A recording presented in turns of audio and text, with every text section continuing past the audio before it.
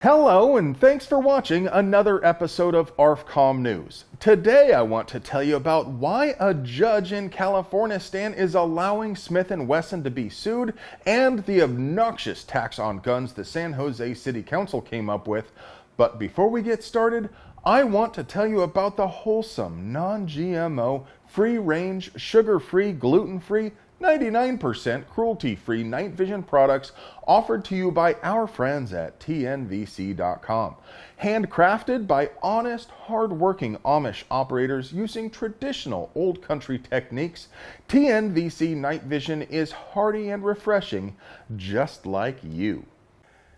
If you like seeing stuff more than not seeing stuff, take a look at our sponsor, TNVC.com, your source for quality night vision gear to make you the bump in the night. First off, I want to remind you to keep up the pressure on the ATF's proposed rules concerning receivers and braces and the Senate confirmation of anti-gun activist David Chipman for ATF director. Keep writing those comments and contacting those politicrators. Links are in the doobly-doo. Superior Court Judge Kenneth Medell ignored both the spirit and intent of the Protection of Lawful Commerce in Arms Act by ruling a suit could continue against Smith&Wesson and the retailer which sold the AR used at a California synagogue a couple years ago. The PLCAA protects manufacturers from suits based on the criminal misuse of their products.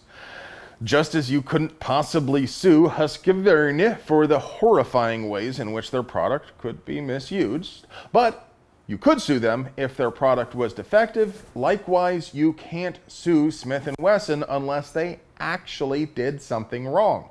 But lawyers from the control freak group called Brady argued Smith&Wesson acted negligently by marketing to children with video game styled ads and by selling a rifle which could easily be modified to violate California Stan's draconian bans. Because, only children play video games or something.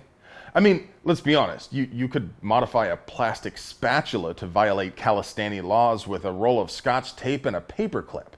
This ruling runs counter to the Texas Supreme Court ruling I reported on earlier, which found Academy Sports could not be sued for what some did with a gun he bought there. Obviously, a Texan state court ruling is not precedent for a Calistani county court, but maybe we'll get to see the PLCAA argued in a federal court. For now, this ruling only means the suit can continue, but the great hope of control freaks in the last couple of decades has been to harass gun makers and sellers out of business with expensive lawsuits.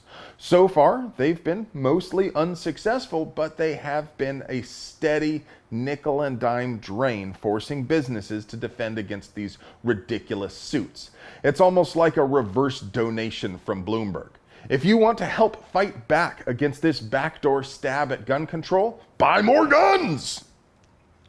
But maybe not in San Jose. In a transparent attempt to harass gun owners and in total disregard to the U.S. Constitution, the San Jose City Council unanimously voted to force gun owners to pay a tax and carry insurance. How much will the tax be? That's the fun part. They don't have a clue. What sort of insurance? Unclear. How will they enforce the new law? They can't. The only thing they know for certain is they absolutely hate the idea of poor people defending themselves. Mayor Sam Liccardo admitted owning a gun in this country is expensive simply because guns cost a lot of money.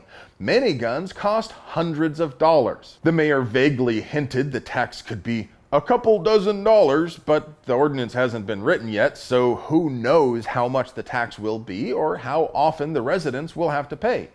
Council member Raul Perales even publicly boasted, "I likely own the most guns of anyone on the council," and went on to say how he's always been in favor of gun control and that he's willing to pay more to support gun control. Must be nice to be so financially comfortable, but for those of us who consider name brand deli meat to be a decadent indulgence, a couple dozen dollars really is a big deal. And that's just the tax, and we don't know how often they want to charge it.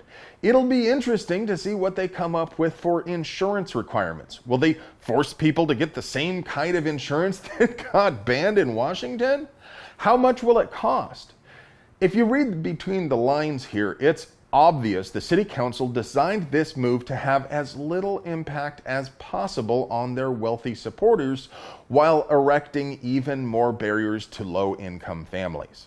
I could go on and on about how this move is stupid and unenforceable and blatantly unconstitutional and a transparent attempt to harass decent people, but I'm sure you get the point. You know who doesn't get the point, though? San Jose Mayor Sam Liccardo. You should call him at 408-535-4800 and tell him what you think about disarming poor people. Well, friends, that's all I have for you today. I hope you enjoy watching these things because I sure like making them for you. Hey, kids, do you want to get email alerts for the best deals, projects we're working on, and the hottest stuff you missed on the ARFCOM forums? You bet you do.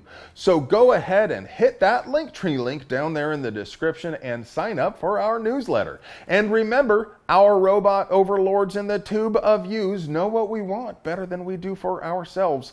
So they routinely unsubscribe viewers from channels like our own, which could contain wrongthink. That makes puppies cry, and Captain America is very disappointed. So don't forget to check every now and then just to be sure you're still subscribed to us, and also ring that notification bell so you can stay in the know on all the 2A news.